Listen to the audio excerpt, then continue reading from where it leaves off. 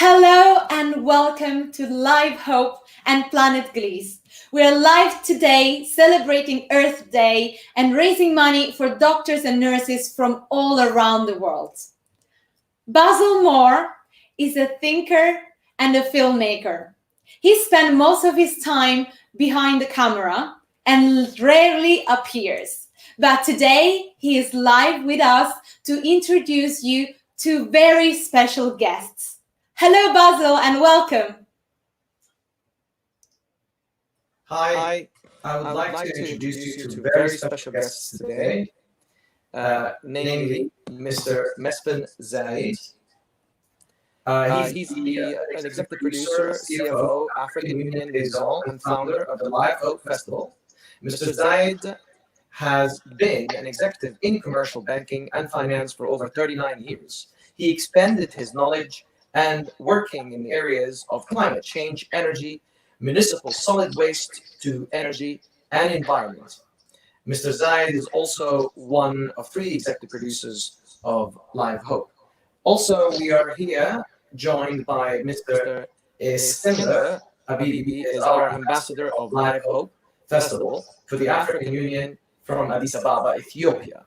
Mr. Abebe is CEO and board chairman of OSS Engineering PVT Limited company, using wireless data communication technologies. He was also on the advisory board of the Federal Domestic Republic of Ethiopia Ministry of the capacity of building for the architecture and design of the countrywide ICT infrastructure. Thank you, gentlemen, for joining us, and I am proud to introduce you, and I'm passing you on to our host, Sara Laratro, to begin this COVID-19 effects on Ethiopia and Africa and the world. Welcome, Mesfin. Welcome, Eskinder. Tell us more about the situation in your country right now with the COVID-19. Eskinder, you want to go? Sure. Well, currently, my name is Eskinder Abebe. I live in Addis Ababa, Ethiopia. Currently, the situation in Addis Ababa, Ethiopia is more or less okay. Of course, there's the pandemic going on. The government has put out a lot of strict guidance into social distancing, making sure that people don't gather in one place, as less people as we can. In the transportation sector, the government has made sure that people with transportation facility, they can only use 50% of the capacity of the transportation.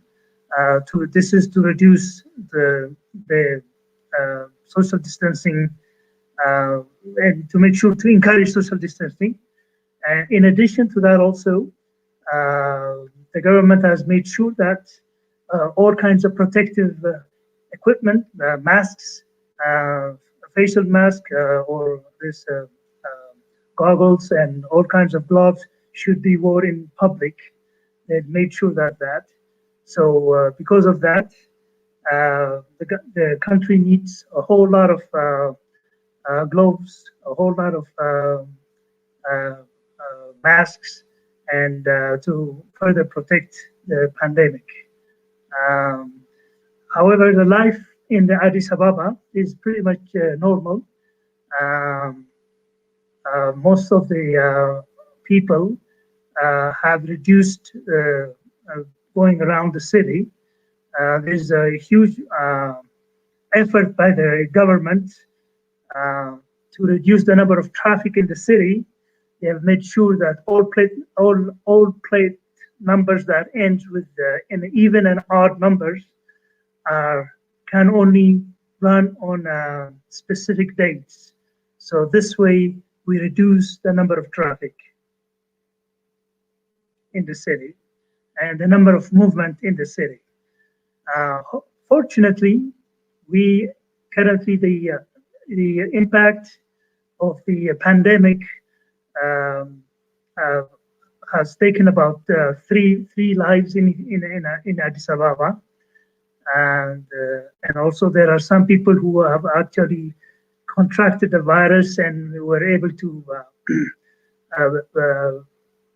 not cured, but at least they were able to handle the situation, and we hope that this situation continues and the pandemic does not impact has impacted other first world countries like the United States, Britain, and other countries as well. So I also want to ask Mesfin, how did your everyday life change before and now during the pandemic? That's a very good question. Just like everybody else, I have been abiding by the law. That means staying home for almost a month now. I had to strategize and find a way how I'm going to use my 24 hours other than sleeping. And luckily, as I have been working the last 2 years for LiveHopeFestival, this gave me a chance to work on the very subject matter we're talking about, to try and organize with my counterparts all over the world to make this LiveHope Telefest a success. Therefore, 10 to 12 hours a day has been spent organizing, strategizing on how we promote the ability to supply the shortfall of medical supplies for doctors, nurses, and hospitals. And did anybody that you know got affected by the coronavirus? Yes, unfortunately, a very close and childhood friend passed away last Saturday in Washington, D.C. from the coronavirus infection. That put a lot of the friends circling this person very sad, and we prayed for strength for the family that he left behind. That's the closest it got. I'm really sorry to hear that, and we want to dedicate this live to your friend and all the people that passed because of the coronavirus, and that's why it's really important to spread the message of what we're doing today. Absolutely. What about you? Did you have anyone affected by the coronavirus? Unfortunately, yes. Everybody is impacted with this pandemic. Specifically, a direct family friend has not been impacted. However, in the United States, somewhere in Iowa, in a location where there is a huge meat packing facility, in that facility, I believe there were about over 100 Ethiopians working. And from what I heard, that 100 of them were impacted with this coronavirus, and they lost their life. Is there anything new that you decided to learn during the pandemic while at home? Well, it's very crucial. I mean, it's very, very crucial. People must listen to what the scientific community, what the doctors, what the nurses, and what the government is trying to say to the people. Stay home, protect yourself, wear the proper mask, wear the proper protection. If we do this, we can minimize the impact. We can minimize the disease. For example, New York is a very good example. What the governor of New York has shown us in the past few weeks is how, by implementing strict rules, strict guidance like social distancing, wearing masks, making sure that people stay home. We've seen the number in New York go down significantly in the past few days. I mean, this is a proof that the social distancing, protective masks, and all the government requirements. If we keep that, we will see some results.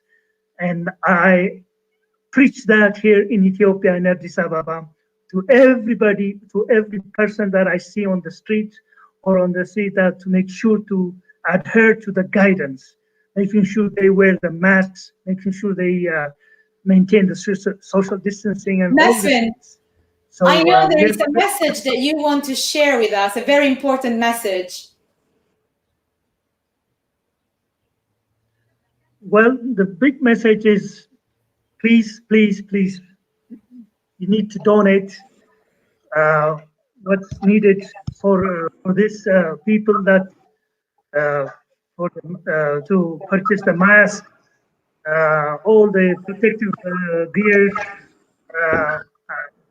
So we need people to donate so that we can supply this people. Otherwise, the impact, once it's out of hand, it's a huge catastrophe. The infrastructure here in Ethiopia or in Addis Ababa, the supply chain management and all those things are not as great as any first world countries. So this also has a major impact in the food sector as well, because there's a shortage of food there. Yes. Mesfin, I know you want to read something to our viewers, that it's very important. Yes, it is. In this process, tell us what it is.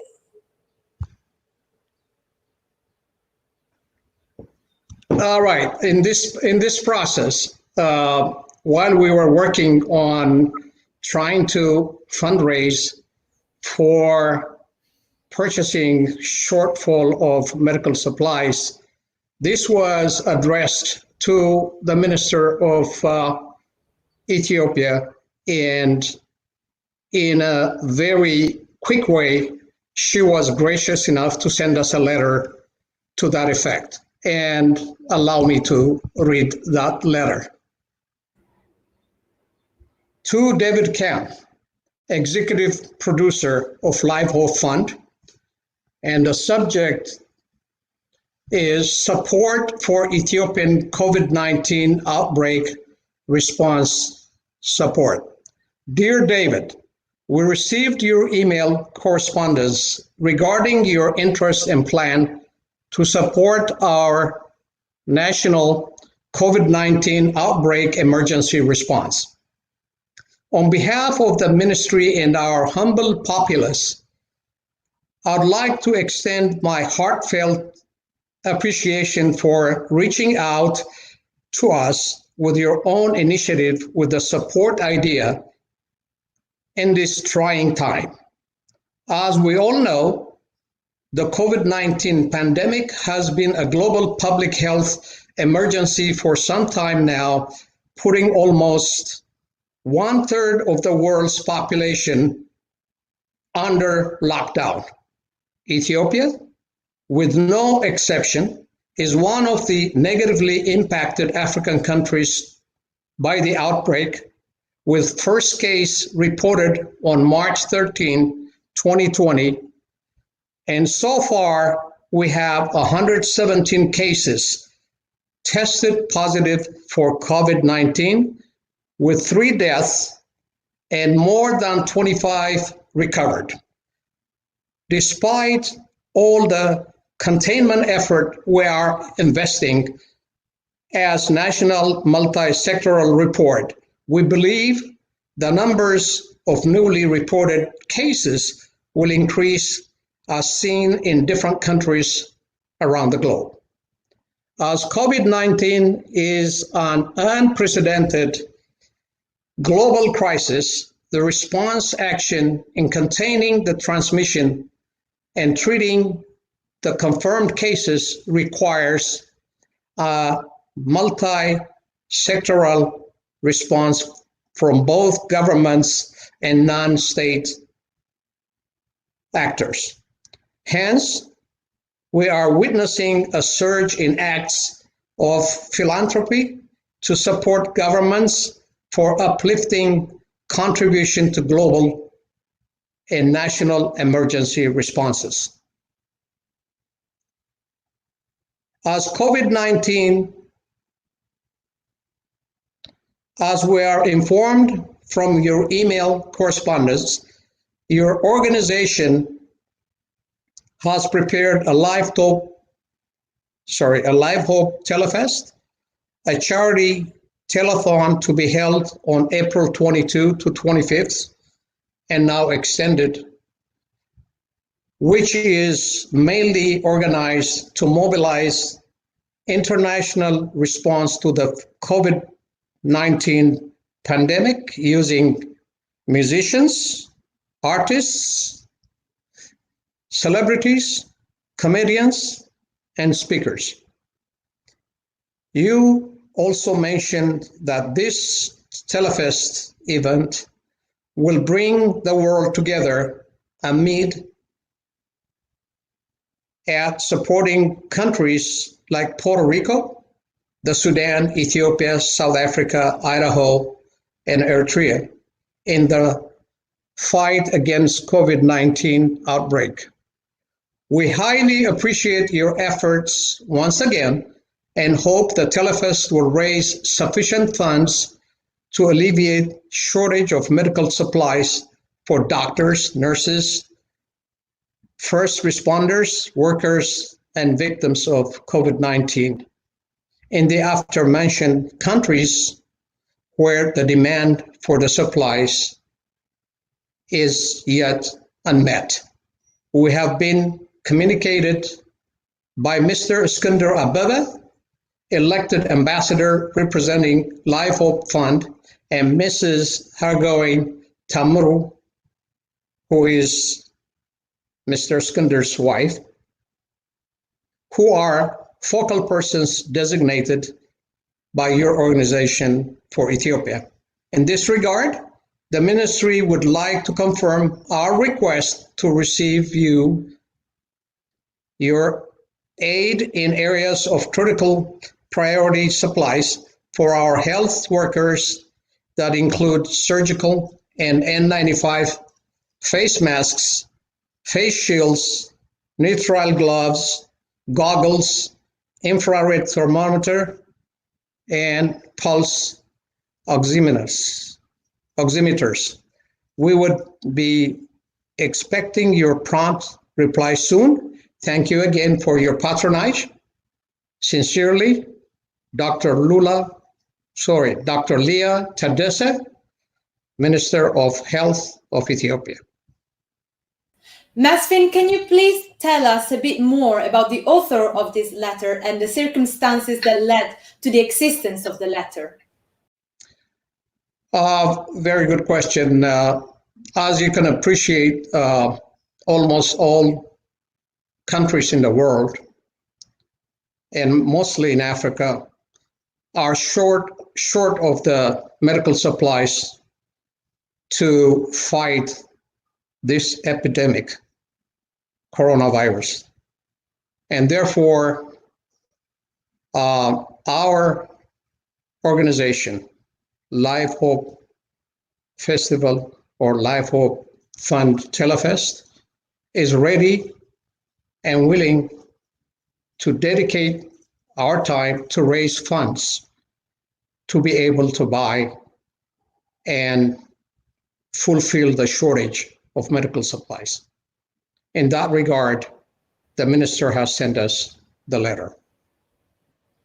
And we have joined forces with Planet Gliese and LiveHope to maximize the efforts to raise money for doctors and nurses to receive the necessary protective gear. That is very nice, and that's exactly what we need to do all over the world. United, we'll be able to fight. Let's share with everyone how can they contribute and where they can donate. You can donate now to www.livehopefestival.com and also www.planetgliese.com. Thank you. Please do contribute. It's very important we share this message of oneness, and this is an example of how together we can raise as much money as possible to help healthcare workers, everybody on the front line that are risking their lives every day to protect our loved one. So we are really grateful and thankful. And we want to make sure that everybody watching worldwide understand the importance of taking action right now.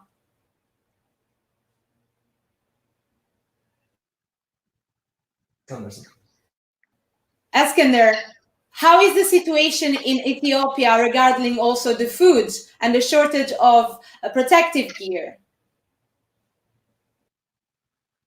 Well, the protective gears are extremely vital for the current situation. We are short of this vital gears, for example, the gloves, the masks, and because the education that we are providing for the people to use this protective gears is also another huge challenge here. Trying to convince people to use this. Now that the people are convinced to use this gear, we are desperately in need of this gears. So people need to understand we don't have the luxury here to get this protective gears as we want them. We don't have that luxury here. It's very difficult to come by. So we hope this telethon, this fundraising, what we're doing, will assist us to get all this necessary gears so that we can distribute it to all the people in Ethiopia. Not only Ethiopia as well, other African countries as well, if possible. Therefore, we urge you to donate donate as much as you can. So donate to LiveHopeFestival.com so that we can do, and at the same time, www.planetgliese.com as well. These two are waiting for your feedback to accept donation. Please, it's very, very important. It's very critical. And I want to share with everybody that the Minister of Health of Ethiopia read the letter, and the video is going to be available on our social media and LiveHope social media soon. So everybody can see the message, the beautiful message. And I want to ask Eskinder, what led the shortage of food in Ethiopia? Well, our supply chain management system for the food in the food industry and the food is not as sophisticated as other first world countries. Everything is transported from the rural areas into the city. All the vegetables, all the fruits, and all the cereals, and everything is transported from the. So with this COVID, with this pandemic, what's happening now is most of this is a limitation of people traveling. All the people who bring this supply to the city, they're not coming because they're afraid that they will be stricken by this virus. That's one thing. Also, most people now are staying at home, and they are they're not able to, do their day-to-day job as they used to do and earn their income, or they earn some income and buy the foods with the income they earned. So all this has been impacted, seriously impacted. So we may not see it immediately now today, but in the near future, there will be some huge issue with with food and consumable items, and so we need to prepare, and we need to make sure that we have this situation taken care of at early stage before it's too late. So that's why we're hoping this. Mesfin, Yeah. let's share with the world the importance to be a one global community. Yes, that's actually the best way to approach that statement is, as we all know, or for those of us that don't know, the earliest man was found in Ethiopia, or previously known as Abyssinia. And the name is Lucy. And Lucy is a couple of million years ago. Therefore, by that definition, we're all one. We're all distant cousins. It's a matter of time in between us. Hence, we will fight, we will unite, and be one. And if anything, what coronavirus or COVID-19 has taught us is that we need to be one, and this virus does not discriminate against anyone. It's attacking the universe, and the universe is us as one. So I would like to remind to all our viewers, it's very important to act together to make a change, so they can donate right now to www.livehopefestival.com and www.planetgliese.com, because as you were saying, only together we can make an impact and change the world and help the healthcare workers on the front line. I want to ask you, Mesfin, what do you hope for the future, for our planet and for the future generations? The number one wish that I look forward to is eradication of global warming. If one thing coronavirus has taught the universe, because we were all locked in just for that 1 month, the carbon in the air has been cleaned, and certain cities, for the first time, those that have been totally destroyed by global warming or carbon, for the first time have seen the sun. Therefore, for a shutdown of one month has helped us clean up the dirty air. In that sense, we should continue to fight and make global warming our number one issue and try to breathe normally, just like the way it was 1,000 years ago. Eskinder, I'll ask you the same question. What do you hope for the future? I think this is a wake-up call. And when I say wake-up call, is we've seen what the corona pandemic has done, and this will give us a chance to prepare ourselves in the future. I'm talking about the entire planet, the people living in the world, in this planet. We have to be prepared. We have to wake up spiritually, physically, emotionally. We have to wake up, and we have to look around us and say to ourselves, we're nothing, but if we are stay together as one who can make a big difference. And I hope this planet, this world, will be more united and more closer to each other, rather than being apart from each other.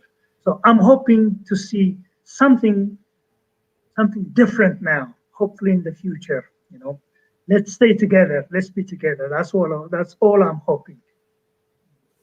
Mesfin and Eskinder, I really want to thank you for being live with us today, for your time, for your messages of hope, and the hard work you're doing and sharing the story of Ethiopia. We want to make sure that we unite the world and we share stories from all around the world, because we are here to create a global community to bring hope and to help healthcare workers on the front line to receive the necessary protective gear. I'm really grateful for your time, and thank you so much for being with us. Thank you very much for having us. And the last thing I wanted to say is, now that we're addressing Ethiopia, but we will be addressing also other African nations to join hands and do the same thing that we're attempting to do here.